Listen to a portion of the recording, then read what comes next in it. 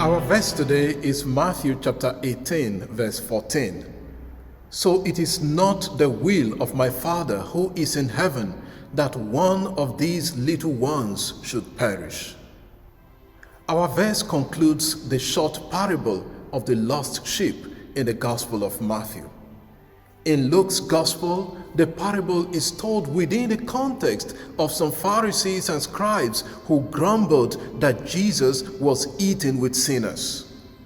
In Matthew, the parable is told in connection with the place of little ones.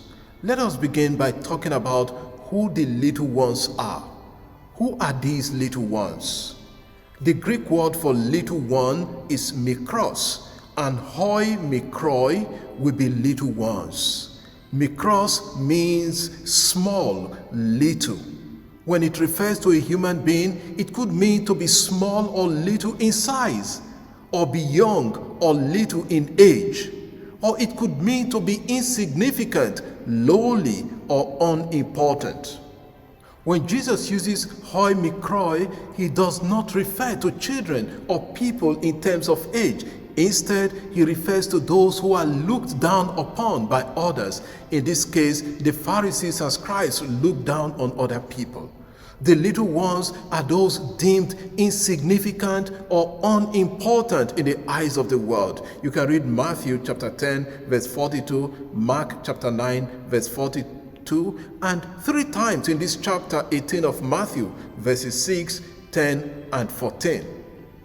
At the beginning of the section, Jesus says, "See that you do not despise one of these little ones, for I tell you that in heaven their angels always see the face of my Father who is in heaven," in verse 10. Jesus then brings in the parable of the lost sheep, in which a man who loses one out of his 100 sheep will go in search of the one that went astray, leaving behind the 99. And when the person finds the lost sheep, he rejoices over it more than the 99 that never went astray. This parable further demonstrates to us that Jesus did not mean the little ones literally in terms of age, but in terms of being unimportant. For some people, when one sheep strays, the shepherd could ignore the stray and console himself that he still has 99. Some human beings are like that, if not most people. But Jesus shows that God acts towards us differently. He is interested in every human being, especially those who have missed their ways. While the Pharisees and scribes are concerned about those already redeemed, Jesus has come to search out those who have gone astray, to bring them back to the fold.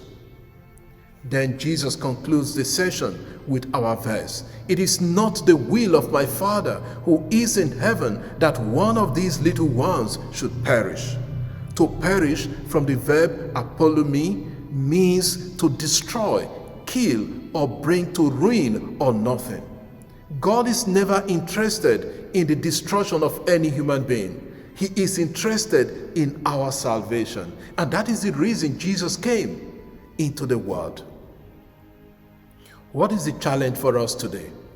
How many times do we condemn others like the Pharisees and scribes and want to identify only with those who are successful, those who share our faith or share our ideals?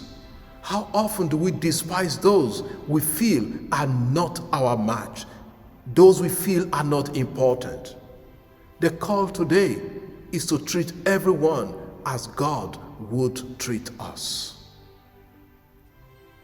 Lord, may we look upon every human being as important, just as you treat us and take us as important, as you treat us as individuals who are important in your eyes. Amen. God bless you. Have a lovely day.